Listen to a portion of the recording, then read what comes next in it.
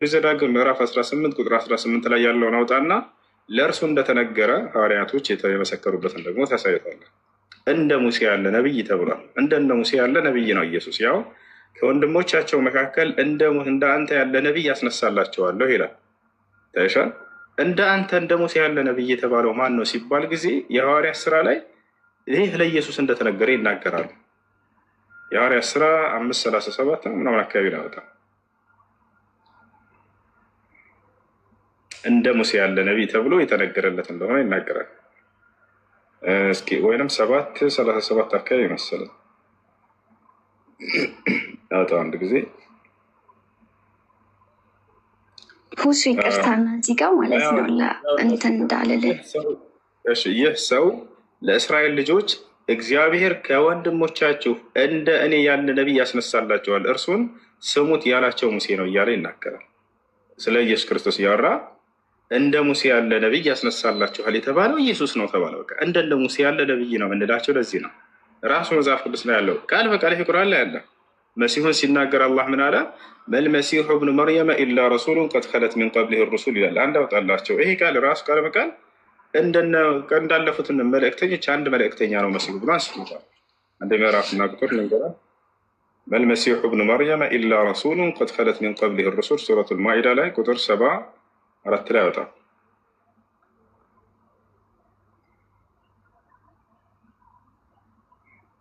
እሺ ቁጥር 75 ላይ ቁጥር 75 ያ የማርያም ልጅ አልመሲህ ከበፊቱ መልእክተኞች በእርግጥ ያለፉ የሆነ መልእክተኛ እንጂ ሌላ አይደለም። ከበፊቱ በእርግጥ እንዳለፉ መልእክተኞች እንጂ ሌላ አይደለም እያለ ይናገራል። ተአምራትን አድርጓል ወይ? አዎ አድርጓል። ማን ያደረገለት? ይህን አምላክ በአምላክ ፍቃድ ነው ሲያደርግ የነበረው። ኢየሱስ ክርስቶስ አልዓዛርን ሲያስነሳ ጊዜ ወደ ሰማይ ቀጥ ብሎ አመሰገነ። ከላይ መጀመሪያ ስትጀምሩ ጊዜ አውዱን ማርታ መታ ምንድን ነው ያለችው? አንተ እዚህ ብትኖር ወንድሜ ባልሞተ ነበር። እግዚአብሔርን ብትለምነው እንደሚሰማ ስለማውቅ አለችው። ለምነው እንደሚያደርግ ያውቁ ነበር።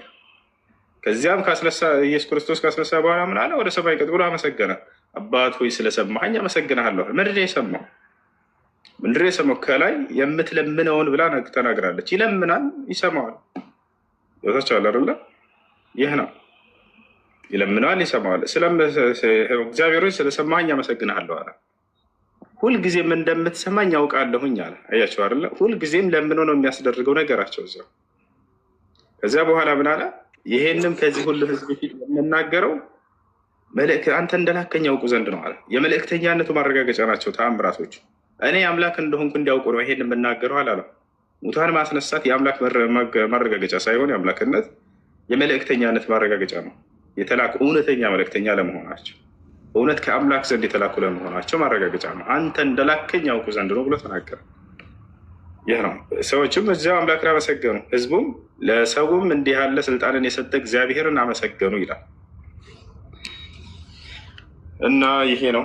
ሳላህ የምትጨምርላት ካለ ጨምርላት። ያው እና እዚህ ጋር የክርስቶስ ተአምራቶችን ጥቅልል አድርጎ ጴጥሮስ የአምላክ ስራዎች እንደሆነ ተናግሯል። አምላክ በኢየሱስ በኩል አድርጓቸው ነው ብሎ ተናግሯል። ያው የእስራኤል ሰዎች ወይ ይሄንስ እንዴት ነው የምትመልሰው?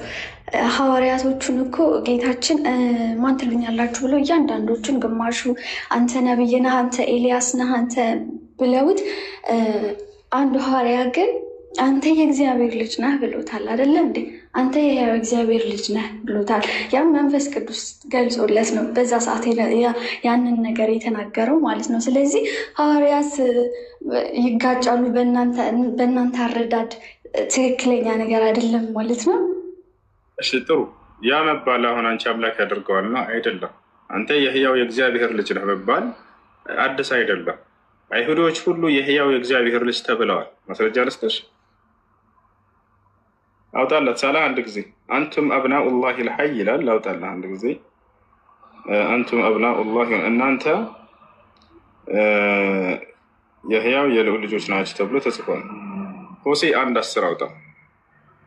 ሆሴ 1:10 ላይ ያው እነዚህ ጋር የሚያስታርቁ ብዙሃን ናቸው የእግዚአብሔር ልጆች ይባላሉና ይላል ራሱ። ያውና እኛም አሁን የእግዚአብሔር ልጆች ነን። ግን በሰዓቱ ኢየሱስ ክርስቶስ ስጋ ለብሶ በዚህ ምድር ሲመጣ አንደኛ እኛ ባሪያዎቹም የእሱን እኛን መስሎ ነው የመጣው እንጂ እኛም የእግዚአብሔር ልጆች ነን። ገባ?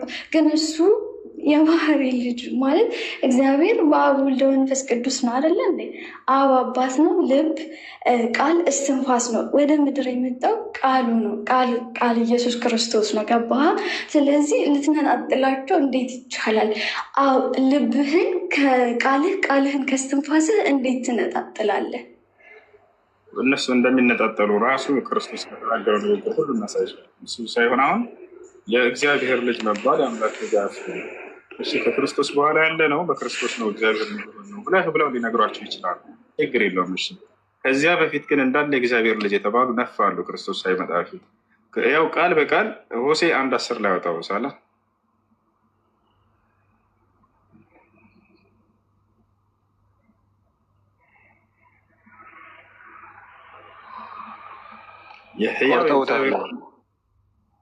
እሱ 1:10 የለውም። 10 ቁጥር የለችም እሱ ጋር ተቆርጣለች። ሌላ ቅጂ ልመልከት። አዲሱን ቁጥር 10 አውጥተውታል። አንቱም አብናኡላህ አሁንም ቆርጦት ትንቢተ ሆሴዕ አንዴ እስኪ እስከዚያው እስክታወጣ ድረስ እዚህ ውስጥ ያላችሁ ባህሪያን ፎሎ አድርጉላችሁ። የተለያዩ ጠቃሚ ቅጂዎችን ፖስት ታደርጋለች እና አዲስ አካውንቷ ስለሆነ ሁላችሁም ባህሪያን ፎሎ አድርጉ። እሺ እዚህ ውስጥ ያላችሁ ክርስቲያኖች የሚደብቁትን ፖስት የምታደርገው እሷ ስለሆነች እንትን አድርጉ። ወይ ሆሴዕ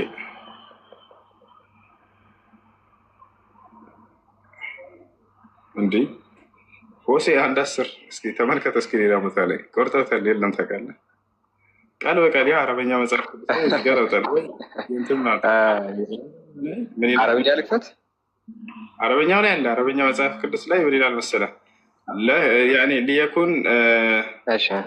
يكون عدد بني إسرائيل كرمل البحر الذي لا يكال ولا يعد ويكون عوضا عن أن يقال لهم لستم شعبي يقال لهم أبناء الله الحي.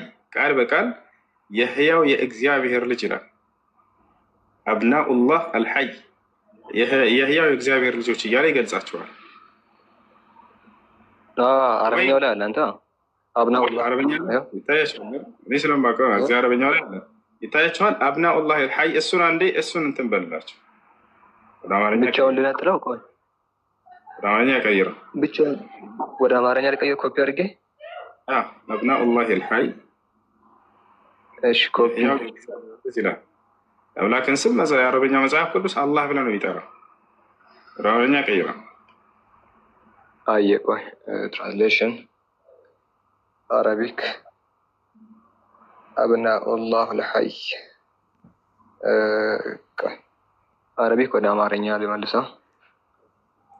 እንግሊዝ ስለሆነ ያለው አምሃሪክ ኑና እና ያው እዚህ ጋር ታሳያችሁ። ያው እና አያችሁት የህያው የእግዚአብሔር ልጆች ይላቸዋል። እንዳለ አይሁድ ሁሉ የህያው የእግዚአብሔር ልጆች ይባላል። ቦታቸው አለ። ይሄን ሆሴዕ 1:10 ላይ ታገኙታላችሁ። እሺ ይሄ ነው ያለው ነገር። ቀጥይ ኤልሳቤጥ። እሺ አመሰግናለሁኝ። ይበቃኛል። ዛሬ ስለ ምልጃ ስለ እስልምና ትንሽ በለኝና እወጣለሁ። አንዴ ቆይ። ያለ አባት የተወለደ ስትል ነበርና እሱን መልስላት። ኦኬ ያለ አባት የተወለደ እንግዲህ ከቁርአንም ከመጽሐፍ ቅዱስም አንዳንድ እናሳይሽ። እንደ እስልምና እንደምታውቁት አንዱ እንድታሳየኝ የምፈልገው እሱ ከቁርአን ያለ አባት፣ ምክንያቱም ነብይ ናቸው ብላችሁ እስካመናችሁ ድረስ ጌታችን መድኃኒታችን ኢየሱስ ክርስቶስ ደግሞ ወደዚህ ምድር ሲመጣ ያለ አባት ነው ከድንግል ማርያም የተወለደው። ከላይ ደግሞ ያለ እናት ሰው። ይሄ የእኛ መጽሐፍ ቅዱስ ነው። በቁርአናችሁ ግን እንዴት አይነት ነገር ነው? ይህን ያደረገው ማነው ነው? አሁን ዋናው ቁም ነገር በተደረገበት አካል ሳይሆን መደነቅ ያለብን በአድራጊው መሆን አለበት አይደለ? አንድ ሰው መኪና ፈጥሮ ለመጀመሪያ ጊዜ ያሳየን ሰው በማን ነው የምንደነቀው? በመኪናይቱ ነው ወይንስ መኪናዋን ባስገኛትና በሰራት አካል ነው? ይህን የሰራ ሰው ብለን እንደነቃለን አይደለ? ይህ ነው የመጽሐፍ ቅዱስ የክርስቶስ ዘመን ሰዎችም የተደነቁት ለሰውም እንዲህ አይነትን ስልጣን የሰጠ እግዚአብሔር በቃ እያሉ በእግዚአብሔር ስራ ተደነቁ ነው የሚለው። ገብቶሻል አይደለ? ኢየሱስ ክርስቶስን በዚህ ሁኔታ እንዲመጣ ያደረገው ማን ነው? ሉቃስ ወንጌል ምዕራፍ 1 ቁጥር 30 ላይ አውጣላት ሳላ ያየሽ አምላኩ ነው ይሄን ነገር ያደረገው አይደለ? በዚያ በሰራው ይሄን በሱ ላይ ይሄን ድንቅ ስራ በሰራ በአምላክ ነው መደነቅ ያለብን። ገብቶሻል አይደለ? የማርያምም ሆነ የክርስቶስም ምንም አስተዋጽኦ የለውም በዚያ ላይ የአምላክ ስራ ነው። መልአኩ ገብርኤል ምን እንዳለ ተመልከቱ። መልአኩም እንዲህ አላት፣ ማርያም ሆይ በእግዚአብሔር ፊት ጸጋ አግኝተሻልና አትፍሪ አላት። የማን ስራ ነው? የእግዚአብሔር ጸጋ፣ የእግዚአብሔር ስራ ነው። ገብቶሻል? እነሆም ትጸንሻለሽ፣ ወንድ ልጅንም ትወልጃለሽ፣ ስሙንም ኢየሱስ ትይዋለሽ። ይህን ያደረገው ባደረገው እንጂ ሰው ሊደነቅ የሚገባ በተደረገበት አካል አይደለም። ገብቶሻል አይደል? ያን ስል ክብሩን ዝቅ እያደረግን አይደለም። መሲሁ በጣም ታላቅ ክብር አላቸው። ገብቶሻል? በዚህ ሁኔታ ግን እንዲመጣ ባደረገው በዚያ በአምላክ እንጂ ሰው በዚህ ስራ መደነቅ ያለበት በመጣው አካል አይደለም። ያመጣው አምላኩ ነው። የሐዋርያት ስራ ምዕራፍ 13 ቁጥር 23 ላይ አውጣ አንድ ጊዜ ክርስቶስን በዚህ ሁኔታ እንዲመጣ ያደረገው አምላኩ ነው። በዚያ በአንዱ አምላክ መደረግ እንጂ በእርሱ አይደለም። የሐዋርያት ስራ ምዕራፍ 13 ቁጥር 23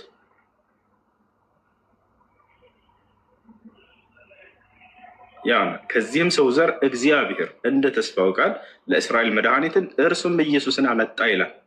ያመጣው ማን ነው? የመጣው ኢየሱስ ነው። የእርሱ ስራ በቃ ተደረገ። የተደረገበት አካል ነው እንዲመጣ ተደረገ። ባመጣው አካል እና በእርሱ ላይ ይህን ድንቅ ተአምር ባደረገ አካል በዚያ ነው መደነቅ ያለብን፣ በተደረገበትና በመጣው አካል አይደለም። ሻል አይደለ? ይሄ ነው። ሌላው እናትም አባትም የሌለው ሰው አለ እንደ መጽሐፍ ቅዱስ ላይ አንድ ያሳያቸው። ዕብራውያን ምዕራፍ 7 ቁጥር 1 አወጣ። ዕብራውያን ምዕራፍ 7 ቁጥር 1 እናትም አባትም የዘር ሐረግ ራሱ የሌለው ሰው አለ። የሥላሴ አካል ቢሆን እንደው መለኮታዊ ባህሪ ይሄ ሰው ነው ሊሆን የሚገባው። በደንብ ካስተዋላችሁት ዕብራውያን ምዕራፍ 7 ቁጥር 1 ያውና አቅልመው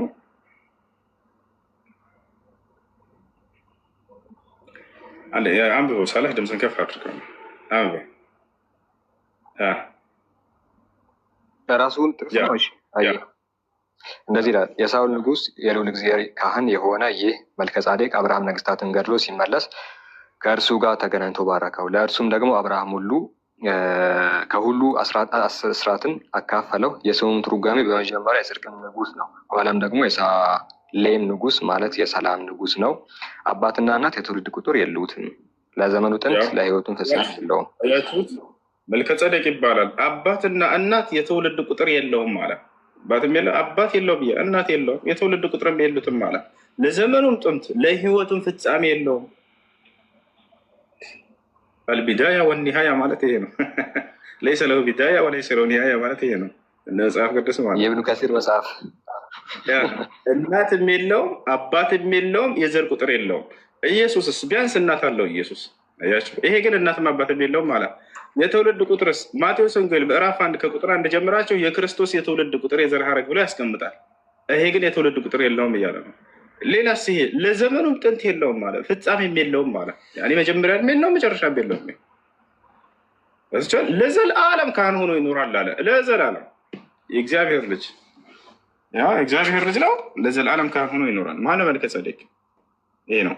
ከዚህ ሁሉ ነገር ወጥታችሁ ያንን አንዱን አምላክ ማምለክ ነው የሚሻለው። የአብርሃምን የይስሐቅ የያዕቆብን አምላክ መሲሁንም የላከ ሙሴንም የላከ አብርሃንም የላከ ሁላቸው ነቢያትን ሁሉ የላከን አንድ አምላክ ማምለክ ነው። እንዲህ አይነት ነገር እንፈልግና አምላክ እናድርግ ከተባለ በጣም በርካታ እንዲህ አይነት ሰዎችን ታገኛላቸው መጽሐፍ ቅዱስ ላይ። አምላክ የሆነ ነው አንድ የሚደንቅ አፈጣጠር ያለ ሰው በተገኘ ቁጥር በቃ ይሄ ሰው ከሰው ተለይቷልና እሺ ቢያንስ እንደው ከሰው ተለይቷል የሚለውን ያዙት። እዛው ጋር ተወዳድሮ ያልቃል ጉዳዩ። እንዴት ነው ወደ መለኮት ከፍ የሚደረገው ከሰው ተለይቷልና ተብሎ